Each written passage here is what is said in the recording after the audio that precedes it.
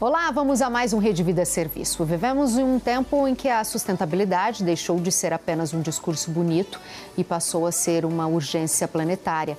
As mudanças climáticas cada vez mais evidentes nos obrigam a repensar hábitos, políticas e fontes de energia. Mas como o Brasil se posiciona nesse cenário mundial?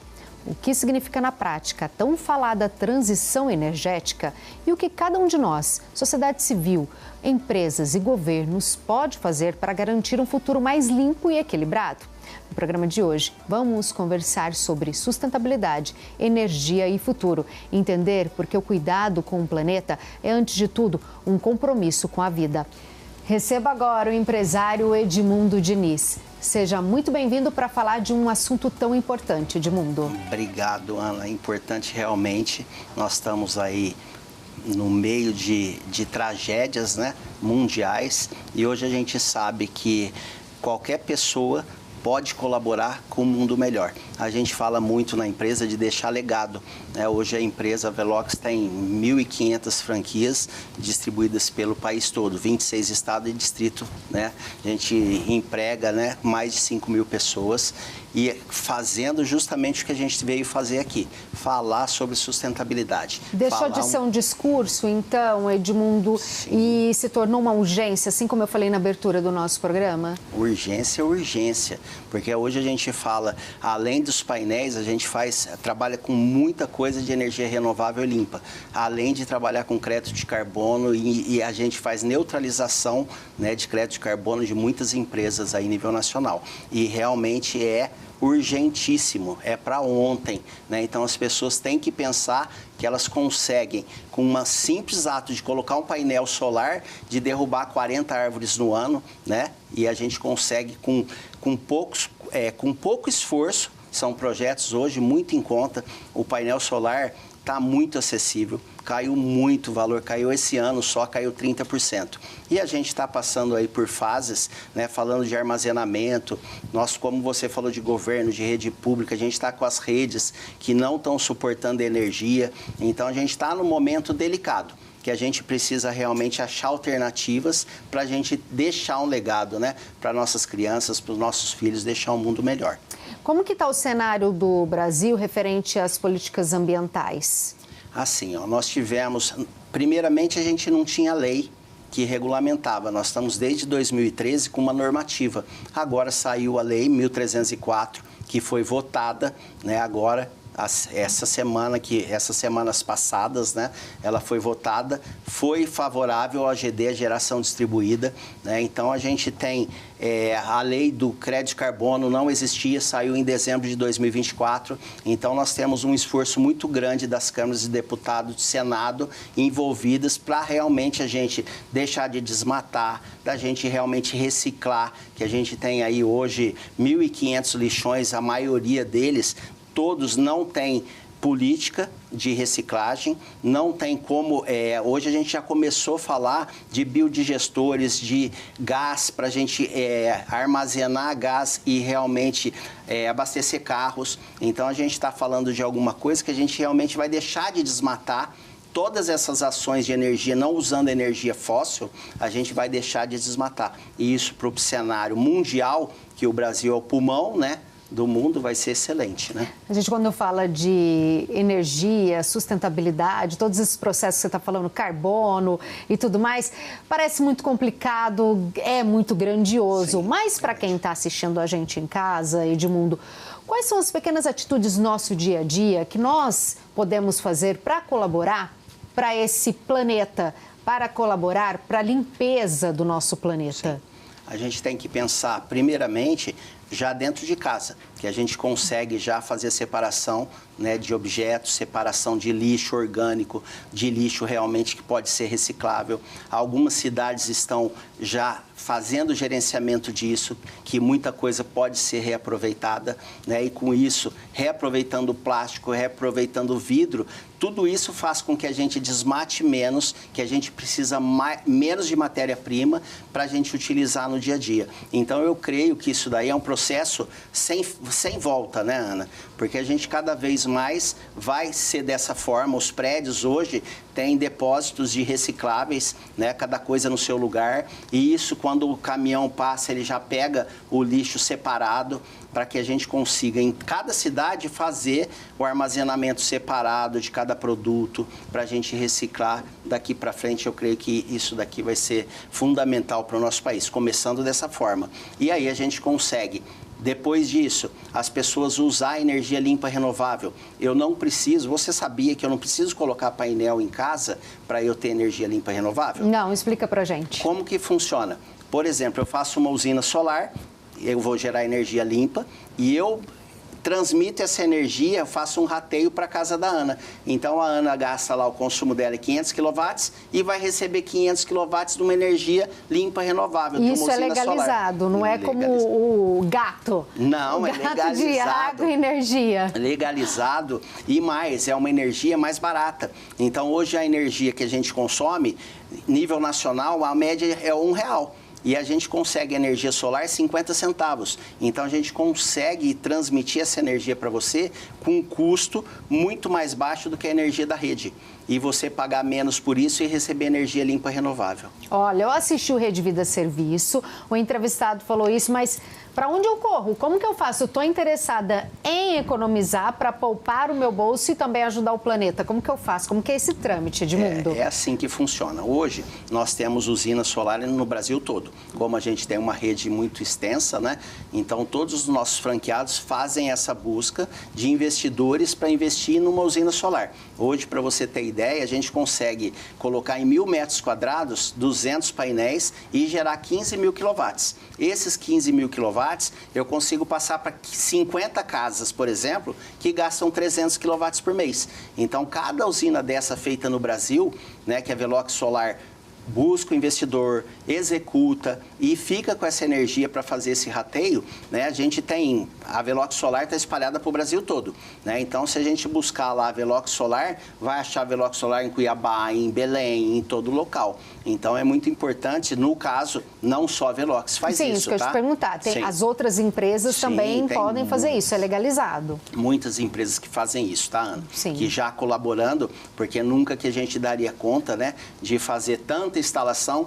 Hoje, para você ter ideia, Ana, a gente tem 4% de energia limpa renovável de solar no país. Nós temos 95 milhões de relógio, cada relógio pode pôr uma usina. 95 milhões e nós temos 4 milhões só de relógio instalado.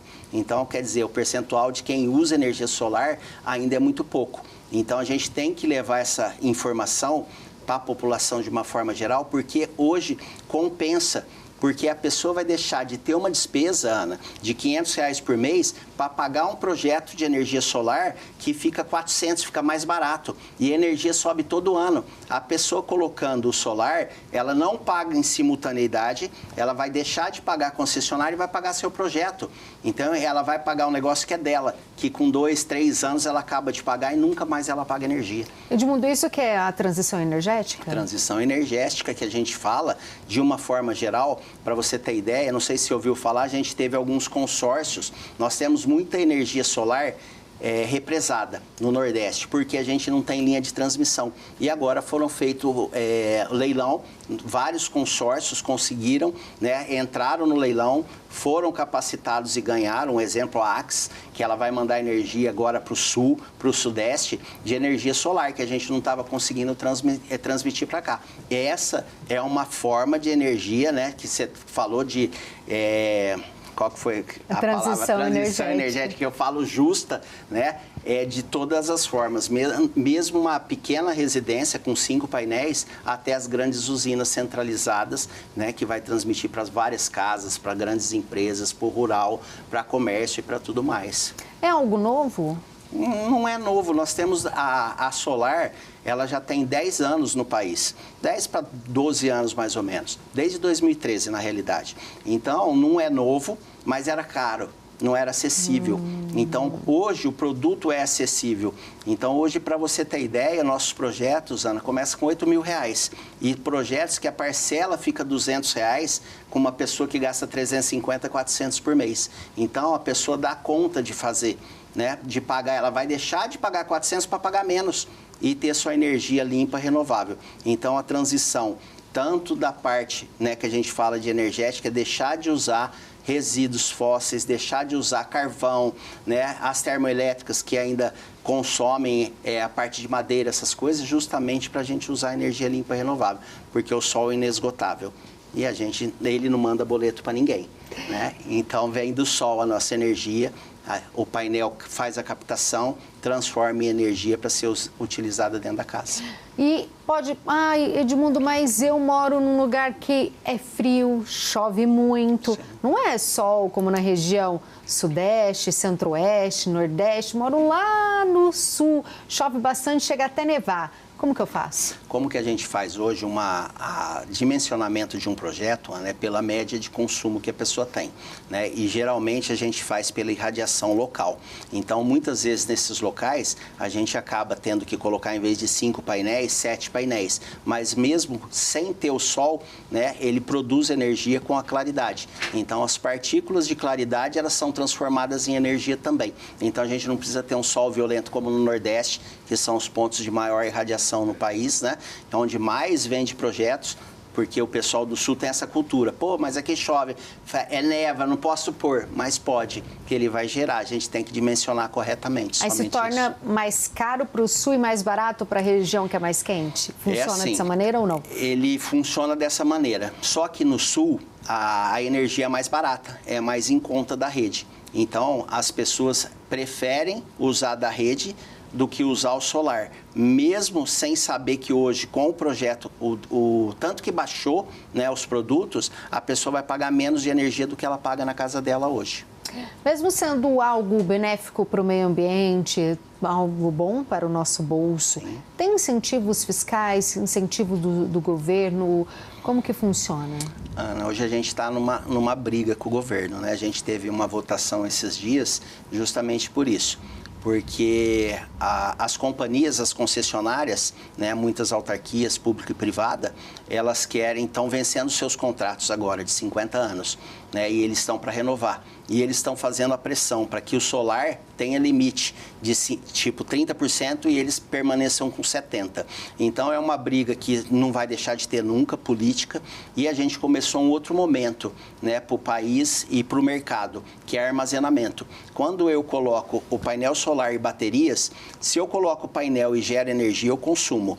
E o que excede vai para a rede. Então, quando eu coloco bateria, eu gero, consumo e vai para a bateria. À noite eu busco. Então, a gente acaba com essa pressão das concessionárias, tá? O governo também, em contrapartida, não ajuda, que aumentou os impostos para a gente trazer produto. Era 8, passou para 25, né? Então, quer dizer, o governo luta contra um negócio que é tão bom, tão benéfico para o mundo, né? Não vamos falar nem em Brasil, para o mundo inteiro. Isso é uma coisa benéfica para o mundo, para o Brasil todo. Tivemos a COP30, energia, planeta Terra, meio ambiente, tudo em pauta com várias pessoas. Você acha que depois dessa COP30 terá uma luz diferente para a energia? Eu acho que sim. Nós tivemos Kyoto, né, que faz anos e anos, e ele reflete até hoje. Então, eu creio que a COP30 veio para marcar isso, e marcar, porque ela está sendo num local que realmente as pessoas do mundo inteiro vão visualizar. E a gente não pode desmatar, a gente tem que parar, né? Então, eu acho que a COP30 é o ponto de falar assim, chegou, né? A gente está aí, é uma vitrine, né? Então, a gente tem hoje, como eu falei, a gente trabalha com crédito de carbono. Então, a gente hoje remunera para a pessoa não desmatar. Então, eu remunero pela árvore em pé, não pela árvore derrubada. E muitas vezes o crédito de carbono hoje, que já está na B3, já está em bolsa de valores, ele remunera mais do que a árvore deitada, a árvore virando madeira. Então hoje o crédito de carbono compensa ele manter a sua mata, a sua floresta. Hoje você pega na floresta atlântica, mata amazônica, a gente tem geralmente as APP, áreas de preservação, chega a 70%, 80%, enquanto no resto do país é 30%, é 15%. Então, quer dizer, a gente está partindo por um momento que eu acho que é decisivo, a COP30 veio para... Explica para a gente sobre esse crédito de carbono, porque Me desculpe a ignorância, é tudo muito novo para mim. Estou aprendendo agora com você e espero que o pessoal de casa também esteja aprendendo. É tão importante para a gente falar sobre isso, né? Então explica para a gente como que é isso. É muito importante, porque hoje a árvore faz a fotossíntese. O que é a fotossíntese? Ela tira o carbono. O carbono que vem de indústrias, que vem muitas vezes de gado, da nossa agricultura, da nossa pecuária, né, que produz gás metano, né? O gás metano é prejudicial, é efeito estufa, então cada árvore ela tem que faz o sequestro de 10 toneladas, 15 de gás carbônico da atmosfera, que deixa de fazer o efeito estufa por ano. Então é muito importante que a gente tenha as árvores em pé e por esse sequestro, né, cada árvore em pé que a gente tem, hoje cada tonelada de crédito de carbono a gente fala de $3,50. Vamos dizer aí que está em torno de R$18, de R$20. Então hoje, se ele compensar isso no ano, ele vai ter muito mais rentabilidade do que derrubar a árvore e vender como madeira. A gente tem propriedades hoje aí que recebe 6 milhões, 10 mil hectares, vou te dar um exemplo, recebe 6, 7 milhões por ano para manter a árvore em pé. Então, quer dizer, eu acho que é um benefício aí para o mundo inteiro, como a gente falou, né? As indústrias, as empresas, têm leis ambientais que fiscalizam isso, esse desmatamento, por exemplo, usinas de cana-de-açúcar, madeiramento. Para essa preocupação, tem leis de incentivo a isso? Hoje, Ana, o ESG, né, que está vindo muito forte, né? A gente tem empresas, a Klabin, com grandes performances, né, em ESG. A maioria das empresas hoje já tem um departamento de ESG, de governança, de sustentabilidade, que é muito importante, né? Então, hoje, tendo isso daí, as empresas têm, por exemplo, a Velox, ela é neutra de carbono. O que eu tive que fazer para neutralizar ela? Para você entender, eu tive que fazer fazer um inventário, tipo, quantos funcionários eu tenho na matriz aqui em Rio Preto, que a gente tem 70 colaboradores. Como que eles vêm? Eles vêm de ônibus, o ônibus está gastando diesel. Eles vêm de carro, está queimando gasolina. Então, a gente pega quanto a gente usa de material de escritório, de cópia, de toner, pegar tudo que eu faço, é um inventário realmente, e falar, Edmundo, para você neutralizar a Velox, você tem que comprar 50 toneladas de crédito de carbono. Aí eu vou lá, compro. Eu comprar o crédito de carbono, lembra, estou comprando para manter árvores em pé. Sim. Então, quer dizer, eu compro crédito de carbono para neutralizar a minha empresa. E eu creio que isso ainda não tem lei, tá? Ninguém é obrigado a fazer, mas eu creio que no futuro, 1, 2 anos, um futuro curto, tá? As empresas estão fazendo isso, estão comprando árvores em pé para manter, para realmente compensar o que elas gastam de gás carbônico aí no decorrer do ano, né? E as pessoas juntamente, né? Nas casas, ainda a gente não faz isso, mas a gente tem gasto, né, Ana? A gente anda de carro, a gente usa roupa, né, que vem, né, da madeira, a gente usa muita coisa dentro de casa que a gente também precisaria compensar. De repente, né, pensando dessa forma, eu creio que num futuro, primeiramente as empresas, né, que gastam muito, poluem muito mais do que as nossas casas, e depois a gente vai partir para as pessoas físicas, com certeza. Você acha que os carros elétricos vieram para ficar e dominar o mercado, mesmo que a um alto custo? Ou terá um dia a possibilidade do combustível poluir menos o nosso meio ambiente, o ar? O que você acredita? Você que estuda sobre isso. Eu estive na China há pouco tempo, fiquei quase 2 meses lá. Ana, é outro mundo, né? A gente fala, a China escraviza, não é nada do que as pessoas falam, né? A China tem transporte público, tudo elétrico. A gente não escuta barulho nas ruas. 90% dos carros de Uber, lá que é o Didi, né? Eles andam com carro elétrico, né? E a gente vê hoje o tanto que está crescendo no Brasil. Acho que o último ano tem quase 1 milhão de carros elétricos aí. A BYD está aí com toda a força, a GWM, mais um monte de montadora com carros acessíveis. Nós estamos falando já de carro de R$100 mil competindo com nossos carros que não são populares, tipo o Onix, carros assim que custam 100 mil hoje. Porque não existe mais carro popular, vamos falar a verdade. Com a realidade da maioria dos brasileiros, falar que um carro popular custa 80 mil, não tem como acreditar nisso com o salário mínimo que muitos recebem. Exatamente. Né? A gente tem que pôr isso aqui num parâmetro, num programa que passa em todo o Brasil com várias realidades que estão assistindo a gente, né? Não existe isso de falar que tem um carro popular, é bem complicado. A maioria das pessoas depende do transporte público. E o que a gente fala, a gente insiste muito em casas já autônomos que a gente vai pegar, tá com painel solar, tá com fogão em indução que está gerando a energia pelo sol, tá com o seu carro elétrico, né, tá com a sua moto elétrica. O comércio disso na China, né, que eu tenho certeza que no Brasil vai acontecer essa mudança, nós temos muita moto elétrica, né, que o pessoal, as scooter elétricas aqui no Brasil a gente está começando a ver. Sim. Né, vai começar agora a partir do ano que vem. Mas ainda são caras, né, Edmundo, aqui pra gente. Ainda, Ana. Eu creio que a partir do ano que vem, como teve essa mudança toda, vai ter que documentar motos e scooter acima de 2.000 kW de potência, com as baterias, com motores maiores de 1.000 para baixo não, né? Então de 850, 500 até 1.000 não vai precisar de documentação. Acima disso vai. Então eu creio que a gente está começando a ver nas ruas já, né? Nós temos postos aí, a gente trabalha com eletroposto também, né?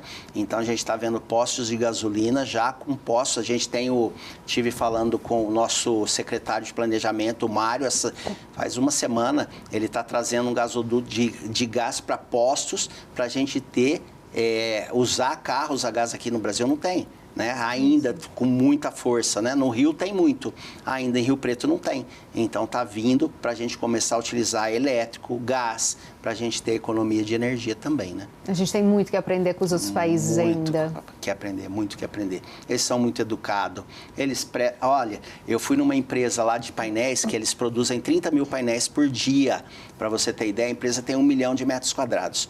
Chovendo, o CEO da empresa desceu, foi me levar no carro e abriu a porta para mim. Eu falei, não acredito. Coisa assim, ó.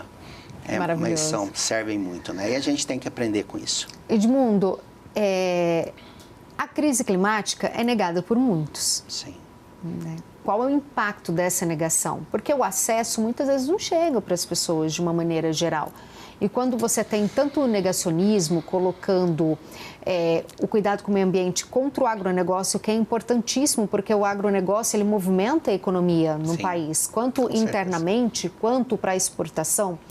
Quando se nega que não está tendo a geleira, não estão derretendo acima do que podiam derreter, e o impacto que isso causa nas marés, causa na qualidade do solo, de solos que estão secando.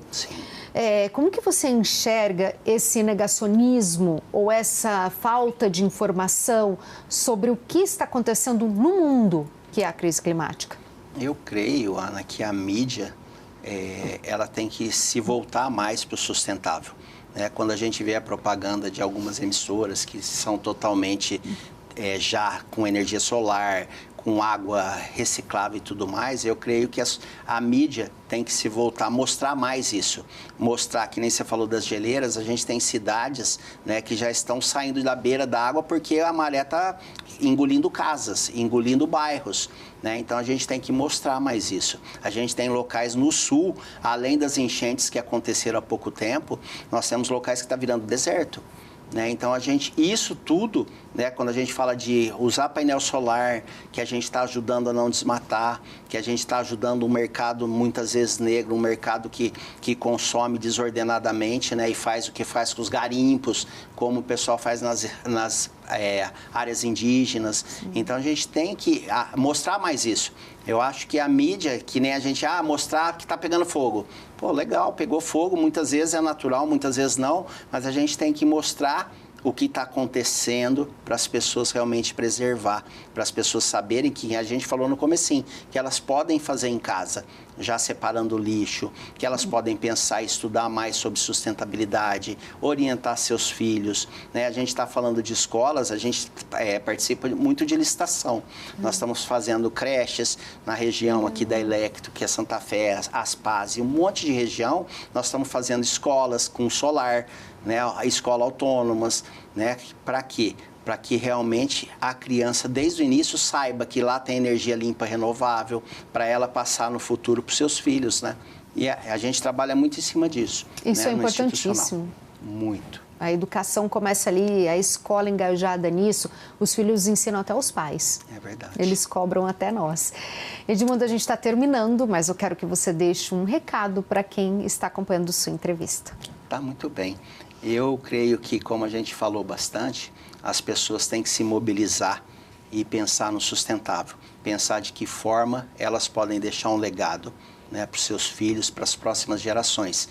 Então, eu acredito muito na energia limpa renovável, de toda forma, né, que tem, como solar, como o Mercado Livre para as empresas, e a gente trabalha muito com isso. Com o carro elétrico que você falou, eu tenho certeza que ele vai baratear e cada vez mais vai ficar acessível para a população, que a gente tem eletropostos para abastecer esses carros, que muita gente pensa aí que o carro elétrico não tem onde abastecer, e tem. Nós estamos com muito eletroposto, então as pessoas se mobilizem, Ana, para realmente pensar no sustentável, pensar no mundo melhor, desmatar menos, reciclar e assim por diante. Eu adorei aprender, confesso que eu não entendia nada, não sabia nada sobre esse processo todo da energia. A gente fala em energia solar, em placas solares, mas o tão grande é o impacto delas na nossa vida, na preservação do nosso planeta, no ar que a gente respira, eu não tinha ideia, eu aprendi muito hoje, eu te agradeço. Obrigado você, muito obrigado. Este foi o Rede Vida Serviço, até nosso próximo encontro. Tchau, tchau.